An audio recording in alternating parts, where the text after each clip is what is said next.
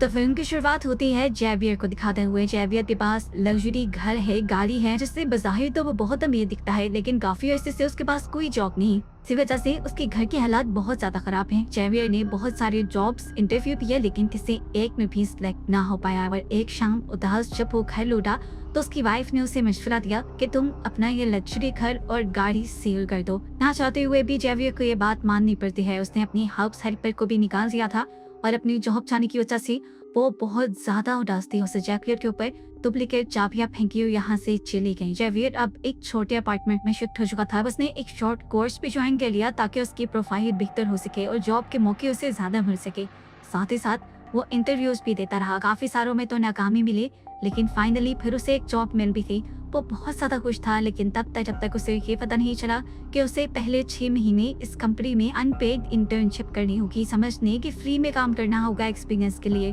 Xavier इस time बहुत ज्यादा उदास हो चुका था। वो इस जॉब से भी इनकार करके चला आता है। जाते हुए उसे अपनी कार में से वो चाबी मिलती है जो उसकी हेल्पर उसके मुंह पर फेंक कर गई थी। उसने वो कीज उठाई और अपने पुराने घर की तरफ मुड़ किया। काफी देर वो बाहर खड़ा रहा और जब उसने देखा कि घर में रहने वाले नए लोग यहाँ से जा चुके हैं तो वो सबसे छुपते हुए उसी घर में घुस गया। जेवियर इस घर में नए ओनर की पिक्चर देखता है। इस घर से दिखने वाला प्यारा व्यू देखता है जो उसकी हमेशा से याद था और काफी देर यहाँ स्पेंड करता है, जिससे उसे काफी बेहतर फील होने लगा। और फिर वो घर चला गया। अगले दिन दोबारा वो है। आज तो वो इस घर की तलाशी भी लेने लगा था। उसे घर में बहुत सारे डॉक्यूमेंट्स और एक रेड कलर का टोकन मिला। ये टोकन एक रिहाब सेंटर का था। वहाँ कौन और क्यों जाता था, जेवियर ये जानने के लिए उनका कंप्यूटर ऑन कर लेता है। उनके कंप्यूटर से जेवियर को उनके बारे में बहुत सारी इंफॉर्मेशन मिलती है, जैसा कि एक साल पहले इस फैमिली का एक्सीडेंट हुआ था क्योंकि इस घर का ओनर ड्रंक था, इसीलिए एक साल के लिए उसका ड्राइविंग लाइसेंस भी कैंसिल कर दिया गया था। यहाँ पर उसे ओनर के पूरे दिन का शेड्यूल भी पता चल जाता है और जेवियर ये भी जान जाता है कि नया ओनर अगले दिन 3 बजे अपने रिहैब जाने वाला था। अगले दिन जेवियर भी उस रिहैब सेंटर पहुंच जाता है जहां सब लोग नशे की लत छोड़ने के लिए जाते हैं। यहाँ पर वो ओनर भी आया हुआ था। जेवियर को यहाँ पहली मर्तबा देखकर उससे भी यहाँ के लोग सवाल करने लगे तो जेवियर ने अपनी कहानी बनाना शुरू की। उसने बताया कि वो अल्कोहलिक है, यानी बहुत ज्यादा शराब पीता है, जिसकी वजह से उसकी वाइफ और बेटी यानी उसकी फैमिली भी उससे काफी दूर हो गई है। उसकी कहानी बहुत ज्यादा उसके तहलके में ऑनर से मैच कर रही थी, इसलिए फौरन उसने जेवियर को नोटिस करना शुरू कर दिया। और यही तो असल में जेवियर का प्लान था। जल्द ही इन दोनों में बातचीत होकर अच्छी दोस्ती बन जाती है। इस लड़के का नाम हमें टॉमस पता चलता है। अगले दिन जेवियर दोबारा टॉमस के घर जाता है। उसका कंप्यूटर ऑन रहता है और उसके शेड्यूल में बहुत सारे चेंजेस कर देता है। अब क्योंकि ये शेड्यूल उसके मोबाइल से भी इंटरलिंक था तो उसके मोबाइल वाला शेड्यूल भी चेंज हो गया। टॉमस का कैलेंडर चेंज होने की वजह से वो अपनी बेटी को स्कूल से लेने बहुत लेट पहुंचता है और ऐसे उसकी वाइफ और बेटी यानी उसकी फैमिली उससे बहुत नाराज होती है। इस दिन की वजह से टॉमस बहुत ज्यादा उदास हो चुका था। वो बहुत ज्यादा एफर्ट कर रहा था अपनी फैमिली को ठीक करने की। अगले दिन भी वो रिहैब क्लासेस में जाता है और यहाँ पर दोबारा उसकी मुलाकात जेवियर से होती है। ग्रुप डिस्कशन के बाद ये लोग दोबारा कॉफी शॉप में आ जाते हैं जहाँ पर टॉमस जेवियर से काफी सारी बातें शेयर करता है अपनी फैमिली के बारे में और अपनी फैमिली की पिक्चर भी दिखाता है और जेवियर को भी कहता है कि तुम भी अपनी फैमिली की पिक्चर दिखाओ। तो जेवियर कहता है अभी तो मेरे पास पिक्चर नहीं, लेकिन कल को मैं जरूर दिखाऊंगा। इनकी दोस्ती इतनी बढ़ जाती है कि टॉमस जेवियर को अपने घर बुला लेता है। जेवियर को इस पॉइंट पे ऐसी खुशी होती है जैसे उसका कोई मिशन कंप्लीट हो गया हो। अगले दिन वो अपने पुराने घर यानी टॉमस के घर बुकी लेकर पहुंच जाता है। यहाँ पर अब उसे अपना पुराना माली मिल जाता है जो उससे पूछता है आप किससे मिलने आए हैं। वो नहीं चाहता था कि किसी को पता चले वो टॉमस से मिलता है, इसीलिए उसने कहा अभी भी मेरे कुछ डॉक्यूमेंट्स मेरे पुराने एड्रेस पे आते हैं, मैं बस वही पिक करने आया हूँ।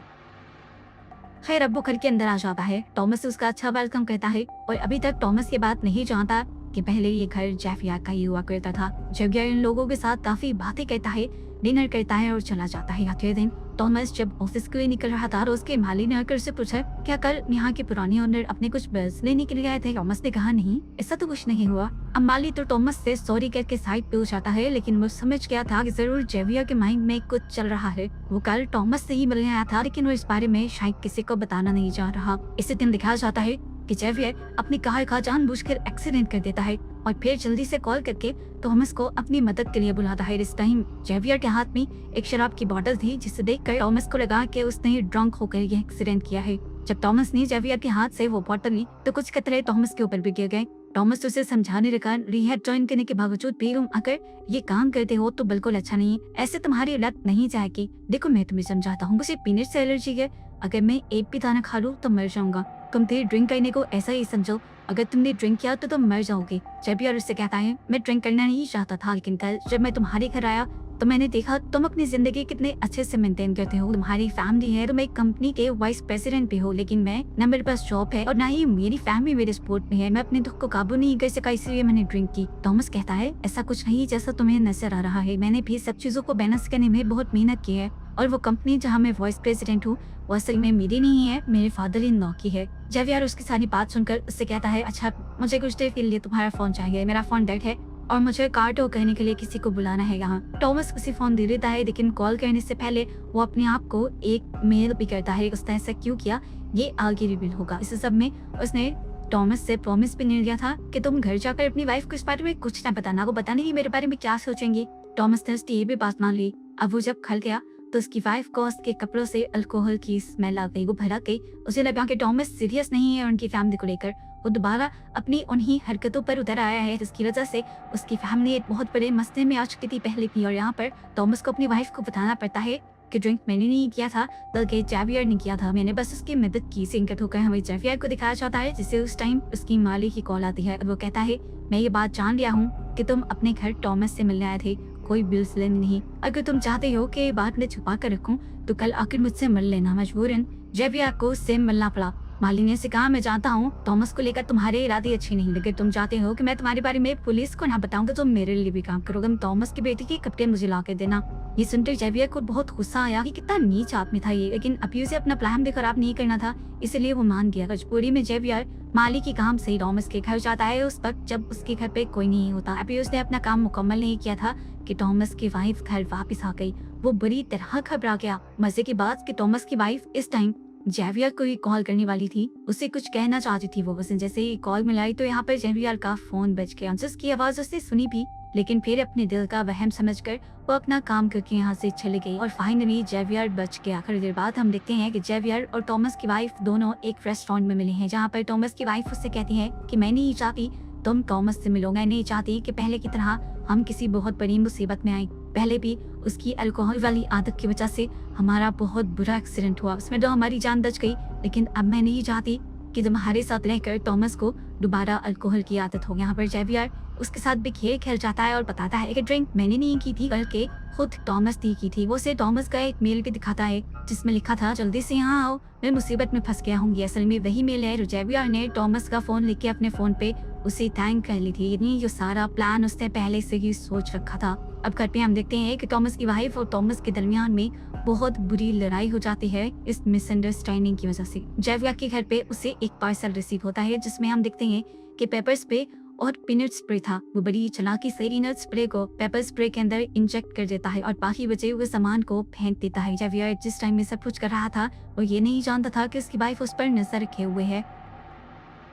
वो अब ये लेकर थॉमस की वाइफ के पास आना चाहता था, लेकिन उसे शक हो गया कि उसकी वाइफ उसका पीछा करने की है, इसीलिए वो अपने कोर्स सेंटर चला गया। जेवियर की वाइफ ने जब उसे क्लास में बैठा देखा तो वो रिलैक्स होकर यहाँ से चली गई। इसके बाद जेवियर गार्डनर से मिलने के लिए आता है। वो उसे थॉमस की बेटी के कपड़े दे देता है, लेकिन अब उसकी डिमांड और ज्यादा बढ़ गई थी। वो जेवियर से कहता है तुम अगली कैमरा थॉमस की बेटी के कमरे में लगा देना। जेवियर को लगा कि ये उसके लिए अब खतरा बनता जा रहा है, इसीलिए बड़ी ही जहानत से उसने माली को कुछ इस तरह से मारा कि हर किसी को उस माली की मौत एक हादसा लगी और जेवियर बिल्कुल नहीं फंसा। इसके बाद वो जाता है थॉमस के ऑफिस। वो थॉमस से मिलना चाह रहा था, लेकिन थॉमस को तो बहुत ज्यादा गुस्सा था क्योंकि पिछले ही दिन थॉमस की वाइफ से जेवियर ने झूठ बोल दिया था, जिसकी वजह से उन दोनों के दरमियान में मिसअंडरस्टैंडिंग भी हो गई थी। इसी गुस्से में थॉमस जेवियर को इतना मारता है कि उसके मुंह और नाक से खून निकलने लग जाता है। ऐसी हालत में जेवियर बैंडेज कराने नहीं जाता बल्कि जाता है थॉमस की वाइफ के पास और उससे कहता है देखो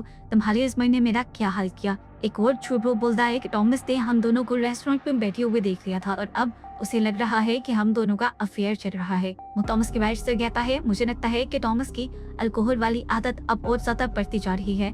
नशे और गुस्से में कहीं वो हक को नुकसान ना पहुंचा दे, इसलिए मेरे पास ये पेपर स्प्रे है, इसे आप रख लेंगे। वही पेपर स्प्रे था जिसके अंदर वो पीनट सोल्यूशन डाल चुका था। ये देने के बाद वो अपने घर आ जाता है और अपनी वाइफ से कहता है, मुझे कुछ अर्जेंट काम आ गया है, मैं कुछ दिन के लिए शहर से बाहर जा रहा हूँ। हालांकि उसकी वाइफ उससे पूछते रह गई कि कहाँ जा रही है वो, लेकिन वो जल्दी से चला गया। उसके बाद उसने टॉमस की वाइफ को कॉल की और बोला, मैं जानता हूँ कि आपकी बेटी और आप जिमनास्ट के बहुत बड़े फैन है, मैं एक मशहूर जिमनास्ट से आप लोगों को मिलवा सकता हूँ। ये सुनकर तो टॉमस की वाइफ बहुत ज्यादा खुश हो गई और टॉमस के साथ चलने के लिए तैयार हो गई। ये लोग जिमनास्ट के साथ एक पिक्चर पे भी करते हैं, इस तरह जिस तरह ये एक फैमिली हो, और जेवियर जानबूझकर ये पिक्चर टॉमस को सेंड कर देता है। इस पिक्चर को देखकर वो टूट गया। दुख ने उसे कहीं गाना छोड़ा और कई महीनों के बाद आज उसने दोबारा ड्रिंक कर ली। बस यही तो जेवियर चाहता था, उसकी वाइफ को यकीन दिलवाना चाहता था कि वो अब भी ड्रिंक करता है, और ये सब करके उसने टॉमस को मजबूर किया कि वो ड्रिंक करे। और ऐसे उसकी वाइफ को यकीन हो गया कि उसके हस्बैंड ने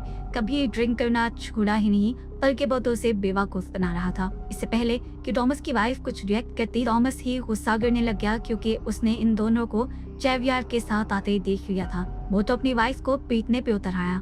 टॉमस की वाइफ को अपने आप को बचाने का और कोई रास्ता नहीं मिला। उसे याद आया जेवियर का दिया हुआ वो पेपर स्प्रे, जिसे उसने आगे बढ़कर दराज से निकाल लिया और जल्दी से टॉमस के ऊपर स्प्रे कर दिया। अब क्योंकि इसके अंदर पिनेट सोल्यूशन था तो फौरन टॉमस को एलर्जी हो गई और उसका सांस उखड़ने लगा। टॉमस की वाइफ को लगता है कि वो मर गया। घबराहट में वो जेवियर को कॉल करती है और जल्दी से उसे अपने घर बुलाती है।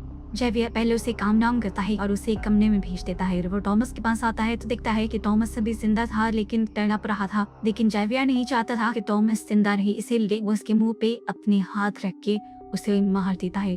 वो पहले से ही ग्लव्स पहने हुए था, मतलब वो टॉमस को मारने के ही इरादे से आया था। और फिर टॉमस आखिर मर जाता है। अब सीन यहीं से कट होकर हमें कई माह बाद का सीन दिखाया जाता है। हमें पता चलता है कि जिस कंपनी का वाइस प्रेसिडेंट पहले टॉमस था, अब उसी कंपनी में वही पोस्ट जेवियर ले चुका है, क्योंकि उसने टॉमस की वाइफ से शादी कर ली थी। टॉमस को मारकर उसने टॉमस की जगह, घर, सब कुछ ले लिया, यहाँ तक कि उसकी फैमिली भी, और अपनी लाइफ सेट कर ली। हम देखते हैं कि यहाँ पर जेवियर से उसकी वाइफ मिलने के लिए आती है, जिसे अब वो डाइवोर्स दे चुका था। वो उसे कहती है, मैं जानती हूँ कि टॉमस को तुमने ही मारा है, क्योंकि तुमने पेपर स्प्रे में जब वो पीनट सोल्यूशन मिलाया था तो मैंने तुम्हें देख लिया था। मैं चाहूँ तो अभी भी जाकर पुलिस को ये बयान दे सकती हूँ। उसकी ब्लैकमेलिंग में जेवियर नहीं आता और उससे कहता है, तुम जो चाहो कर लो, अगर तुम चाहती हो अपने बेटे का ब्राइट फ्यूचर तो तुम ऐसा नहीं करोगी, क्योंकि मैं तुम्हें पैसा देना बंद कर दूंगा, और अगर इस सब के बावजूद तुम अपना शौक पूरा करना चाहो तो कर लो। आप, मुझे कोई डर नहीं, मेरे पास बहुत पैसा है, मैं कोई भी बड़े से बड़ा लॉयर करके ये केस जीत जाऊंगा और तुम्हारे हाथ कुछ नहीं आएगा। इसके बाद जेवियर की एक्स वाइफ वहाँ से चली जाती है और जेवियर अब अपने पुराने घर आता है, जिसे वो पहले बेच चुका था, लेकिन ये घर अब दोबारा उसी का हो चुका था। वहाँ वो टॉमस की वाइफ और बेटी को प्यार करता है, जो कि अब उसकी वाइफ और बेटी है। जेवियर इन दोनों के साथ खुश है, उसकी लाइफ अब सेट है, और बस यही दिखाते हुए ये मूवी यहाँ खत्म हो जाती है।